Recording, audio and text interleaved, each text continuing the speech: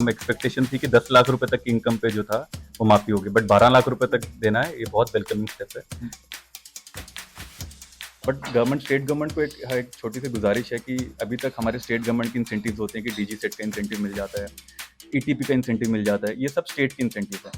बहुत देर की डिमांड है कि कुछ ऐसा किया जाए, क्योंकि एक तो हम टॉप एंड स्टेट में बैठे हैं, तो कोई फ्रेट इंसेंटिव है। मालिक जी, क्या उमर साहब मिले आपसे अभी तक कि नहीं मिले? जी, हमें मौका मिला उमर साहब से मिलने का। He gave us a very patient hearing. We are thankful to him, we could meet him because जब एक चुनी हुई गवर्नमेंट आती है तो लोकल ट्रेड और कम्युनिटी की एक एक्सपेक्टेशन होती है। कुछ 3-4 विषय हैं जिन पे मैं उमर सरकार को थोड़ा सा चाहूँगा कि रोशनी डालें।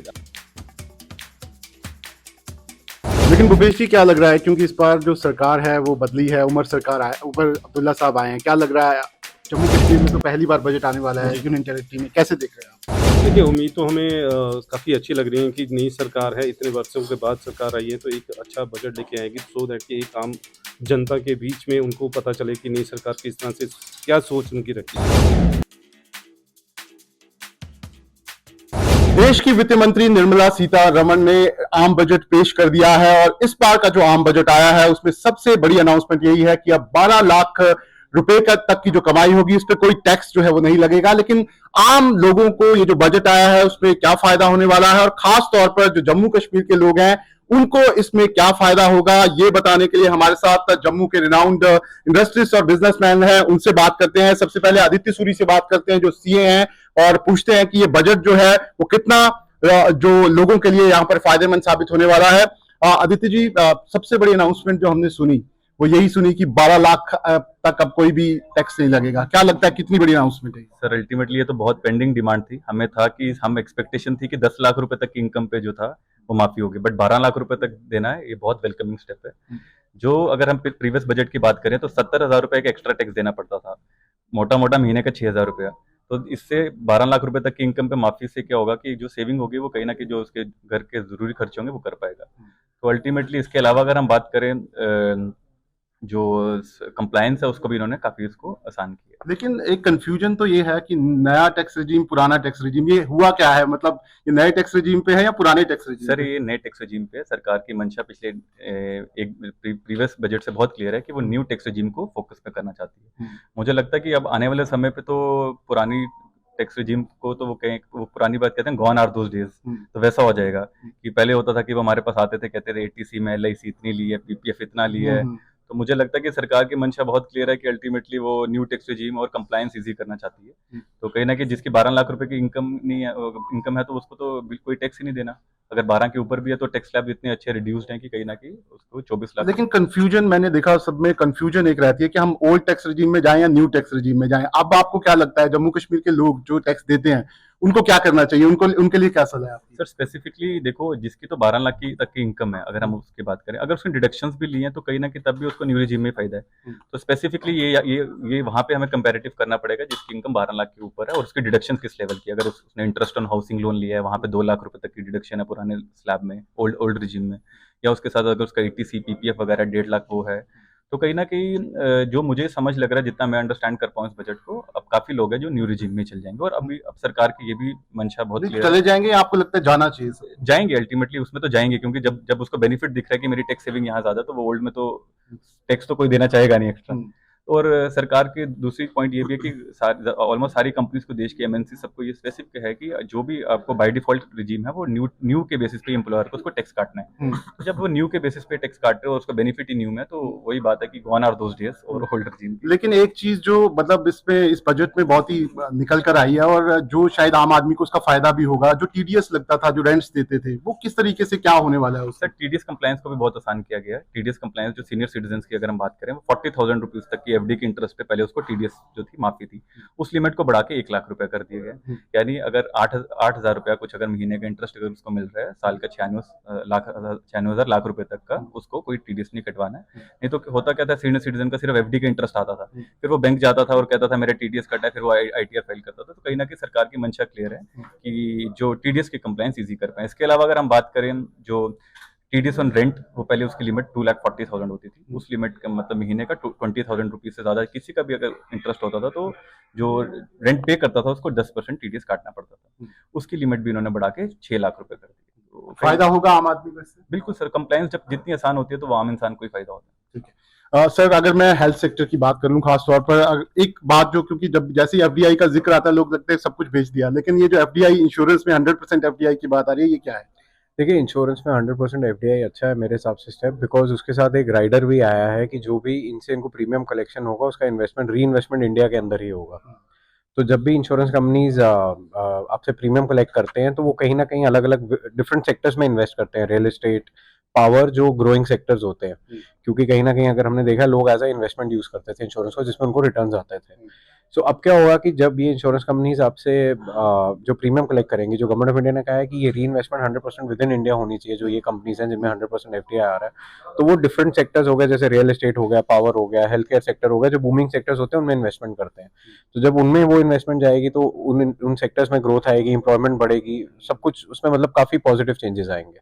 मैं नाम बताना आपका भूल गया, मानिक बत्रा हमारे साथ हैं और बत्रा ग्रुप्स के पूरा ऑनर है, उनसे उनसे हम बात कर रहे हैं मानिक साहब। लेकिन अगर मैं बात कर लूं, क्योंकि आप हेल्थ सेक्टर को बहुत अच्छे से देखते हैं, ये जो 36 जो मेडिसिन हैं उस पर ड्यूटी खत्म कर दी गई है, ये कितनी बेनिफिशियल होने वाली है? देखें, ये आम आदमी के लिए बहुत बेनिफिशियल होने वाली है, because they were essential medicine जो बहुत रेगुलर यूज होती हैं। अगर आप रिकवरी कर रहे हैं या अगर आपके मतलब ये एक ऐसी मेडिसिन थी जो रेगुलरली आप यूज करते थे, उन पे टैक्स और ड्यूटी एग्जेम्पशन आना, उससे एक आम आदमी के जो हेल्थ बिल है वो थोड़ा कहीं ना कहीं रिड्यूस होगा।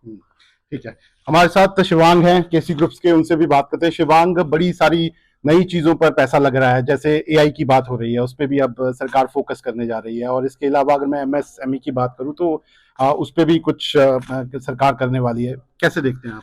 देखिए, प्रधानमंत्री द्वारा निर्धारित जो विकसित भारत का जो एक लक्ष्य है, उसी के अंतर्गत युवा का काफी एक भागीदारी है उसमें। और मैं समझता हूँ स्टार्टअप्स और एआई जो है, ये फ्यूचरिस्टिक हमारी जो एक हमारी इकोनॉमी की बैकबोन बनेंगे। तो जो स्टार्टअप्स को जो टैक्स हॉलिडे का जो एक्सटेंशन मिला है, और उससे एक प्रोसेस इनिशिएट होता है कि पहले स्टार्टअप बेबीकॉर्न बनता है, फिर यूनिकॉर्न बनता है, और फिर मतलब बहुत ज़्यादा एम्प्लॉयमेंट जनरेशन उसमें, फिर आप समझिए कि एफडीआई की इन्वेस्टमेंट्स, पूरा एक इकोसिस्टम है। तो मैं समझता हूँ इससे काफ़ी ज़्यादा बेनिफिट मिलेगा। और एआई जो है वो आप समझिए कि AI is future and AI is a reality.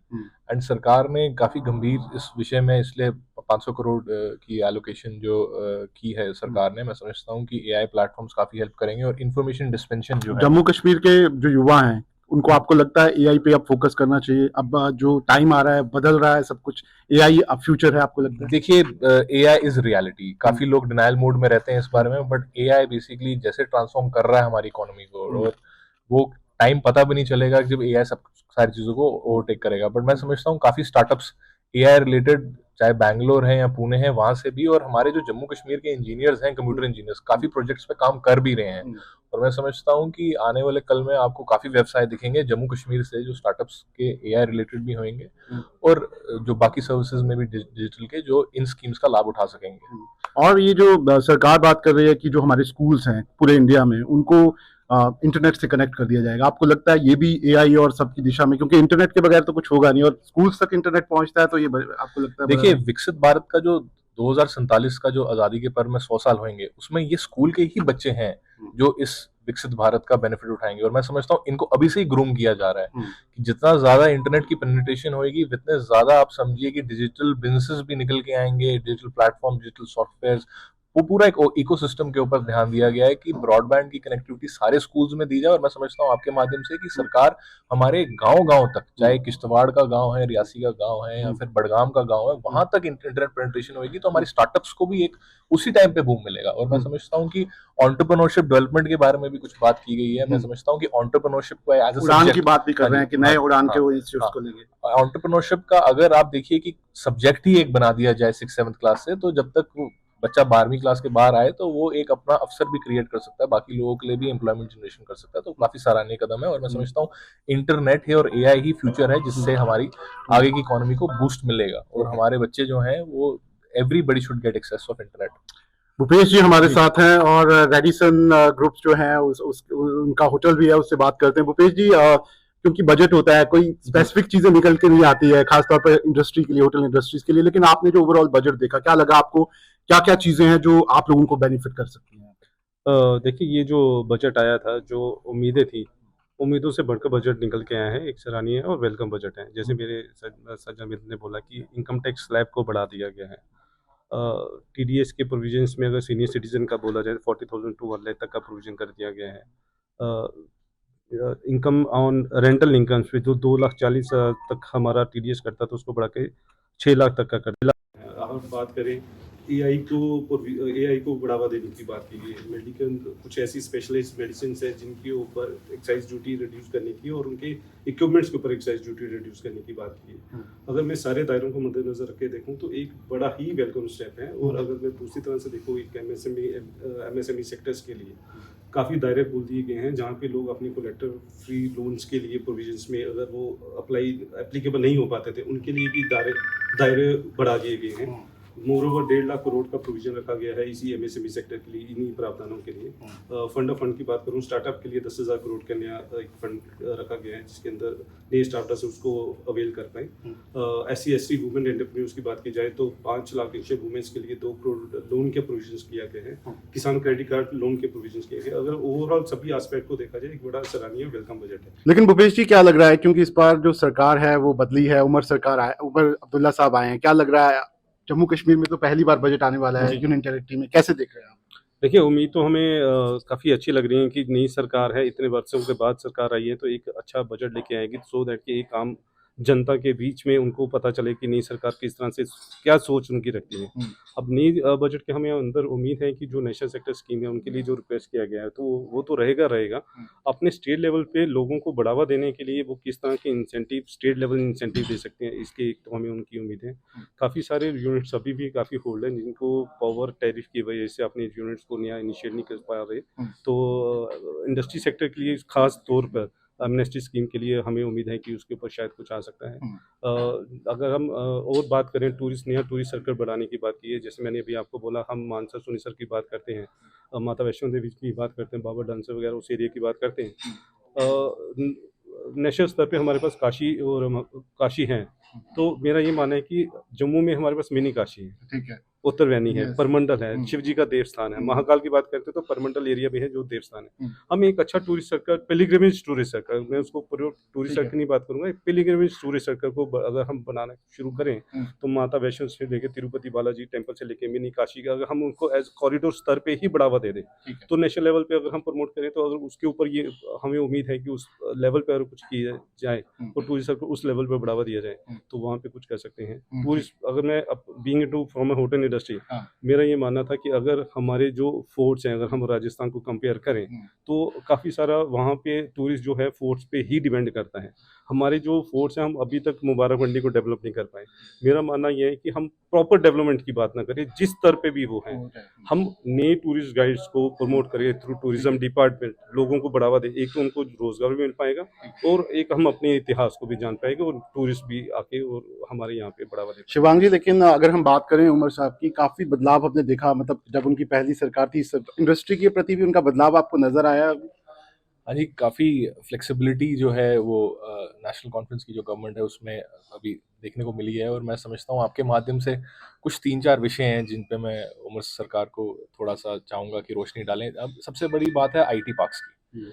हमने काफ़ी बारी अपनी एसोचैम की तरफ से भी और बाकी इंडस्ट्री एसोसिएशन की तरफ की आईटी पार्क्स की बारी बारी बात की है कि जम्मू को एक आईटी पार्क डेडिकेटेड चाहिए और श्रीनगर को। आप आज देखिए कि 40% कंप्यूटर इंजीनियरिंग ग्रेजुएट्स जो हैं हमारे स्टेट के जो प्रोड्यूस हो रहे हैं, जो नेशनल कंपनीज में काम कर रहे हैं, उनका जो भागीदारी 40% है लगभग। चाहे बैंगलोर पुणे में वो सॉफ्टवेयर बना रहे हैं अमेरिका की कंपनियों के लिए, यूके की कंपनियों के लिए। हम अगर देख रहे हैं लास्ट टाइम भी आपने ये बात बोली थी, लेकिन आपको लगता है इस दिशा में कोई काम हो रहा है ऐसा? देखिए सरकार को इसमें एक अच्छे आईटी पार्क को अच्छा लीज लाइन इंटरनेट चाहिए बस, और एक लैंड रिसोर्स चाहिए। एयरपोर्ट की कनेक्टिविटी जम्मू में भी है, श्रीनगर में भी है। अगर उमर सरकार हमारे युवा का रिवर्स ब्रेन ड्रेन करना चाहती है कि वो बच्चे जो हमारे बाहर गए इधर आके व्यवसाय खोलें, तो मैं समझता हूँ आईटी पार्क्स की बहुत पुकार है जो एक अच्छे डेडिकेटेड। मुझे लगता है जरूर उमर साहब सुन रहे होंगे, आपकी बात काफी समय से कह रहे हैं, उनको सुननी चाहिए। और चाहे आप देखिए उसमें फिर इन्फोसिस, कॉग्निजेंट है, बाकी कंपनी जो अपने इधर कैंपसेस खोल सकते हैं, उनके लिए बहुत ही मिनिमम इन्वेस्टमेंट है। दूसरी जो बड़ी चीज है जो भूपेश जी ने बोला कि टूरिज्म सेक्टर की बात है, देखिए 22 डेस्टिनेशंस जो आज गवर्नमेंट ने अनाउंस की हैं, अगर आप समझिए कि जम्मू और कश्मीर में अगर आप 2-2 डेस्टिनेशंस भी उसमें हैं या एक-एक डेस्टिनेशन भी, आप ये देखिए कि 1 करोड़ का पिलग्रिमेज हमारा वैष्णो देवी जाता है। ठीक है। उमर साहब ने भी पिछले हफ्ते कुछ स्टेटमेंट दी कि हम जम्मू में भी कोशिश करते हैं कि वो टूरिस्ट 1 दिन या 2 दिन और रुक जाए। उसके लिए उनको एक पैरेलल एक्सोटिक डेस्टिनेशन उनके लिए रेडी है, चाहे वो भदरवा है, स्नो कैप्ड माउंटेन्स हैं, ओपन मीडोज हैं, सरथल है। ये सारी रेडी डेवलपमेंट वाली जगह है, बट सिर्फ कमी क्या है? रोड कनेक्टिविटी, इंफ्रास्ट्रक्चर डेवलपमेंट और एक होटल के व्यवसाय के लिए क्लियर लैंड टाइटल के लिए। क्लियर लैंड टाइटल नहीं होती है, उसमें फॉरेस्ट के झगड़े हैं आगे में। ये हम सुन रहे थे जो भद्रवा है या जो भी आप जगहें बता रहे हैं, क्योंकि वहां पे जब भी टूरिस्ट जाते हैं तो अच्छा होटल नहीं मिल पाता उनको, देखिए, और वो उसके इंफ्रास्ट्रक्चर की वजह से काफी दिक्कत है। देखिए वहां पर अब हमारे पास ऐसे ऐसे टूरिस्ट आते हैं जो पटनी टॉप जाते हैं, वो कहते हैं जी मैगी पॉइंट के अलावा कुछ नहीं है। correct। देखिए अब क्योंकि क्लियर लैंड टाइटल्स नहीं है, अच्छे रेस्टोरेंट, नेशनल चेन्स नहीं आ सकती हैं, तो ऑब्वियसली जब आप बात करते हैं 22 नई डेस्टिनेशंस की, तो टोटल एक इकोसिस्टम की बात है जिसमें हम टूरिज्म पेपर अपना जो एक लॉन्च करें कि ये डेस्टिनेशन। लेकिन आपको लगता है इस पे बहुत फोकस करने की जरूरत है, क्योंकि जिस बहुत तरह से ज्यादा। ट्रेन शुरू हो गई है, उसके बाद अब सीधा कनेक्टिविटी कश्मीर से हो गई। अगर हम अपने जम्मू के एरिया डेवलप नहीं होंगे तो काफी नुकसान हो सकता है जम्मू को भी। देखिए ये एक जम्मू के कुछ लोग डिनायल मोड में रहते हैं, कुछ लोग इस चीज को समझते हैं कि ट्रेन जब श्रीनगर जाएगी तो जो ट्रांजिट पॉइंट था जम्मू, चाहे गुम्मट के होटल वाले हैं, जीवल के होटल वाले हैं, रघुनाथ बाजार एसोसिएशन है, उन सब ने देखा है कि दरबार मूव के बाद भी उनका जो काम है वो घटा है। और मैं समझता हूँ श्रीनगर जब डायरेक्ट ट्रेन जाएगी तो जरूर जो पठानकोट का हाल एक टाइम पे 30-40 साल पहले हुआ, वो जम्मू का होएगा। इसलिए जम्मू के लिए गवर्नमेंट को अल्टरनेटिवली कुछ ना कुछ सोचना पड़ेगा, चाहे वो आईटी पार्क्स हैं या पैरेलल टूरिज्म बात करेंगे तो डेस्टिनेशंस हैं। बहुत लंबी बात हो जाएगी, क्योंकि आपके पास बहुत कुछ है और बोलने के लिए। एक चीज जरूर है कि एनसीएसएस की हमारी इंडस्ट्रियल डेवलपमेंट की स्कीम है, उसकी एक्सटेंशन हाँ। और लैंड अलॉटमेंट वो बहुत जरूरी है। ठीक है, हमारे साथ मानिक जी भी हैं। उनसे मानिक जी, क्या उमर साहब मिले आपसे अभी तक कि नहीं मिले? जी जी, हमें मौका मिला उमर साहब से मिलने का। He gave us a very patient hearing, we are thankful to him, we could meet him because जब एक चुनी हुई गवर्नमेंट आती है तो लोकल ट्रेड और कम्युनिटी की एक एक्सपेक्टेशन होती है, and we were honoured by him, we met him and we put across our points. हमने अपने पॉइंट्स रखे जी, जैसा कि मेरे जो पहले मित्रों ने भी कहा कि हम लोग कहते हैं कि एक हमारे यहाँ पे कैप्टिव टूरिज्म ऑलरेडी है। माता वैष्णो देवी श्राइन है जहाँ 1 करोड़ टूरिस्ट ऑलरेडी आता है, बट अदर देन माता वैष्णो देवी श्राइन वो लोग और चीज़ें एक्सप्लोर नहीं कर पाते। कटरा की ट्रेड एसोसिएशंस और कम्युनिटीज़ ने जब थोड़ा सा लोगों को अवेयर करना शुरू करा तो शिवखोड़ी में टूरिज्म बढ़ना शुरू हो गया। तो वो सेम हम रेप्लिकेट दूसरी जगहों पे क्यों नहीं कर सकते? जैसे भूपेश जी ने बताया कि उत्तर बैनी है, मानसर एक रिलीजियस लेक है, और भद्रवा है। जैसे आप लोग ये बात हमेशा कहते आए हैं, हमने पहले भी आपसे सुना है, लेकिन आपको लगता है कि कुछ कर पाई गवर्नमेंट या करना चाहिए? उमर सरकार को सोचना चाहिए इस पे। देखिए गवर्नमेंट का फोकस है, अगर आप देखें जो एक हम हमेशा बात करते थे तवी लेक फ्रंट की, वो अब काफी डेवलप हो चुकी है, वो दिख रही है। गवर्नमेंट का फोकस है, गवर्नमेंट भी चाहती है, क्योंकि गवर्नमेंट अंडरस्टैंड करती है कि हमारी जो स्टेट की जीडीपी के मेन कंट्रीब्यूटर है जो जेएंडके के, एक एग्रीकल्चर हॉर्टिकल्चर है, दूसरा टूरिज्म है। तो इन दो पे फोकस करेंगे तो पैसा आएगा। जैसे आपने अभी पीछे देखा कि उमर साहब बॉम्बे भी गए हुए थे रोड शो में खुद, वहां उन्होंने लोगों को इन्वाइट करा है कि जेएंडके को प्रमोट करें, टूरिज्म सेक्टर को। सो आई एम श्योर गवर्नमेंट का फोकस है इन चीजों के ऊपर, और इंडस्ट्री एक मेजर पिलर रहेगा जम्मू के लिए, क्योंकि जैसे अब एक्सप्रेसवे आ रहा है कटरा तक, और आपकी डायरेक्ट ट्रेन श्रीनगर तक जा रही है। टूरिज्म तो जो माता वैष्णो देवी श्राइन का आ रहा है वो तो आता रहेगा, बट इंडस्ट्री एक बहुत मेजर सेक्टर रहेगा जम्मू की इकोनॉमी के लिए, because new central sector scheme जिसकी सब बात कर रहे हैं उसमें काफी इन्वेस्टमेंट आई है जो जम्मू डिवीजन में ही आई है। तो जो हमारी लोकल इंडस्ट्री है यहाँ पे उसको भी कहीं ना कहीं सपोर्ट चाहिए। तो हमारा गवर्नमेंट से हमेशा वही निवेदन रहा है कि जो लोकल इंडस्ट्री है उसके लिए भी पैकेज लाया जाए, क्योंकि जब बड़ी इंडस्ट्री बाहर से आएगी उसको सपोर्ट इंडस्ट्री जो एंसिलरी इंडस्ट्री होती है वो चाहिए, वो जो लोकल इंडस्ट्री है वही काम कर सकती है उसका। मेरा आपसे आखिरी सवाल आपसे ये आदित्य जी कि अब आप, क्योंकि उमर से आपको सलाह आप दे सकते हैं कि सीए हैं, बता सकते हैं कि कैसे और पैसा आ सकता है जम्मू कश्मीर के लिए, तो आप बता दीजिए उनको। सर स्पेसिफिकली काफ़ी तो इन लोगों ने बोला, मैं कुछ एक ऐड करूंगा। अभी तक हमारे यहाँ पे एक इंसेंटिव जो थे सरकार के सेंट्रल स्कीम में थे, बट स्टेट गवर्नमेंट को एक छोटी सी गुजारिश है कि अभी तक हमारे स्टेट गवर्नमेंट के इंसेंटिव्स होते हैं कि डीजी सेट का इंसेंटिव मिल जाता है, ईटीपी का इंसेंटिव मिल जाता है, ये सब स्टेट के इंसेंटिव है। बहुत देर की डिमांड है कि कुछ ऐसा किया जाए, क्योंकि एक तो हम टॉप एंड स्टेट में बैठे हैं, तो कोई फ्रेट इंसेंटिव है। पहले यहाँ पे माल लाना महंगा पड़ता है, फिर माल बेचना महंगा पड़ता है, और उस वजह से क्या होता है कि बाहर के जो यहाँ के लोकल इंडस्ट्रियलिस्ट हैं उनको बहुत सफ़र करना पड़ता है। जो सेंटर का इंसेंटिव है वो तो चलो सेंटर के बजट में हमें उम्मीद थी नहीं है वो स्पेसिफिकली, बट अब स्टेट का बजट है तो हम ये चाहते हैं कि एक फ्रेट का कुछ अलग से बजट रखें, जैसे डीजी सेट का, ईटीपी का, टर्नओवर इंसेंटिव का, स्पेसिफिकली ये फ्रेट इंसेंटिव भी कुछ रख दें कि इतना स्पेसिफिक इतने किलोमीटर के ऊपर ये दें। उसके साथ साथ एक चीज़ और है कि यहाँ पे काफ़ी स्टार्टअप्स जो हैं प्रमोट हो रहे हैं। गवर्नमेंट की एक डिपार्टमेंट है JKEDI जो स्टार्टअप्स को 20 लाख तक करता है, बट उसमें भी उन्होंने 20 लाख का एक रखा है, स्कीम रखा है, बट अभी तक वो उनकी पॉलिसी जो अभी भी शायद वो प्रॉपरली आई नहीं है।